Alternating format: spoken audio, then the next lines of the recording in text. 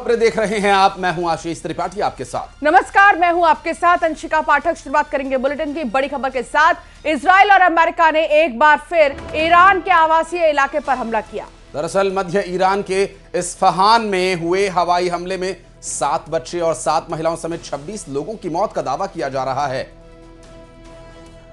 तो इजराइल और अमेरिका ने एक बार फिर से ईरान के आवासीय इलाके पर हमला किया है और हमले के बाद की तस्वीर आपको दिखा रहे हैं। मध्य ईरान के इस्फहान में 7 बच्चे और 7 महिलाओं समेत 26 लोगों की मौत का दावा किया जा रहा है।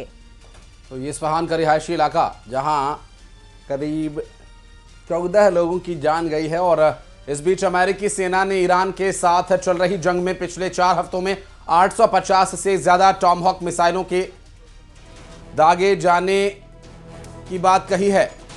हर साल सिर्फ कुछ 100 टॉमहॉक मिसाइलें ही बनाई जाती हैं।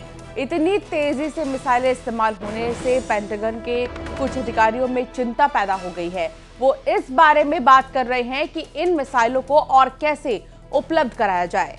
दरअसल रिपोर्ट्स के अनुसार एक टॉमहॉक मिसाइल बनाने में करीब 2 साल का समय लग सकता है और इसकी कीमत लगभग 30 करोड़ रुपए है। और ऐसे में अब चिंता बढ़ रही है। तो IRGC ने एक बार फिर इजराइल में तबाही मचाने का दावा किया है।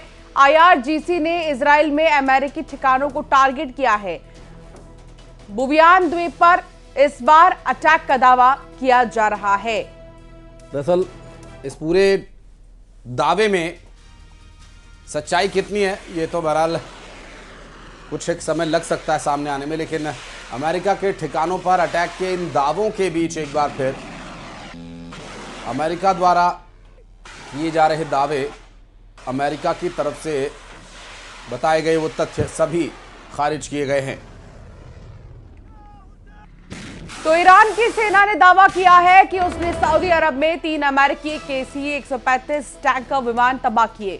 दरअसल हर विमान की लागत करीब $79 मिलियन बताई जा रही है। ईरानी मीडिया फार्स न्यूज एजेंसी ने हमले के सैटेलाइट इमेजेस भी जारी किए हैं, जिन्हें देखकर ये अंदाजा लगाया जा सकता है कि किस तरह का वो हमला रहा होगा। और ये देखिए कुछ एक सैटेलाइट तस्वीरें जिसमें पहले विमान दिखाई दिए और उसके बाद ईरान की तरफ से किए गए हमले के बाद वहां पर तबाही के निशान सैटेलाइट इमेजेस से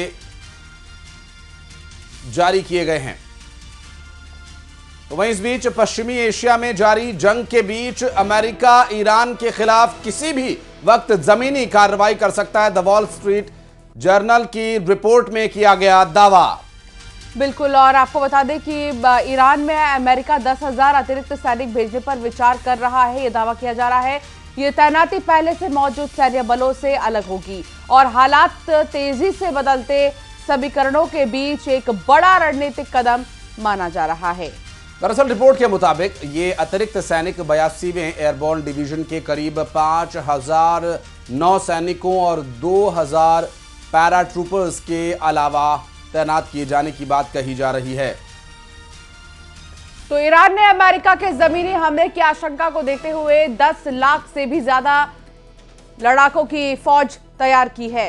आपको बता दें कि IRGC ने अमेरिका से जमीनी लड़ाई के लिए नई उम्र के 10 लाख से ज्यादा लड़ाकों को सेना में भर्ती कर लिया है, जो ईरान की IRGC सेना के कमांडर के इशारे पर अमेरिका की फौज पर टूट पड़ेंगे। मतलब जमीन पर अमेरिकी सैनिकों से निपटने के लिए ईरान पूरी तैयारी कर चुका है। उसने पहले भी अमेरिका को धमकी दी थी कि अगर उसकी धरती पर ट्रंप ने सेना उतारी तो वो उसकी सबसे बड़ी गलती साबित होगी। तो ईरान ने अमेरिका के जमीनी हमले की आशंका को देखते हुए 10 लाख से ज्यादा जो है फौज तैयार कर ली है और अब इसका असर कितना होगा ये देखना होगा।